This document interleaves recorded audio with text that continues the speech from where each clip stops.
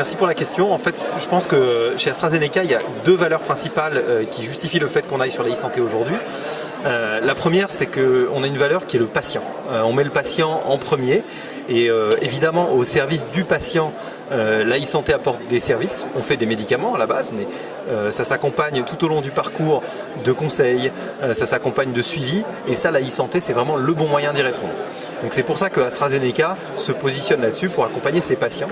La deuxième valeur sur laquelle on surfe, entre guillemets, c'est we do the right thing, on fait la bonne chose. Et je pense que la bonne chose à faire aujourd'hui, en 2017, 2020, 2030, c'est d'utiliser le numérique pour créer un lien entre les patients et les médecins, pour permettre aux patients de mieux se guérir.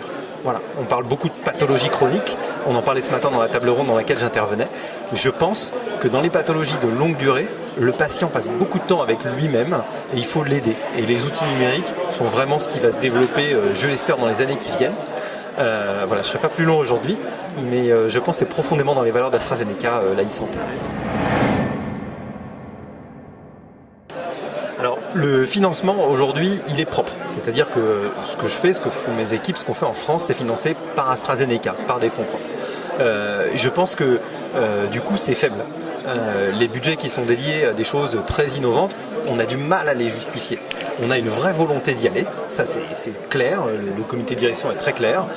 Je pense que pour y aller et pour y aller en force, il nous faut plus d'effet de levier de ces budgets. Et c'est pour ça que je pense qu'il faut aller regarder vers l'extérieur, trouver les bons partenaires et que nous, AstraZeneca, mais comme tous les industriels de la pharma, soyons une roue, un engrenage avec les pouvoirs publics, avec des investisseurs privés qui investissent aussi dans des startups qui font de la e-santé.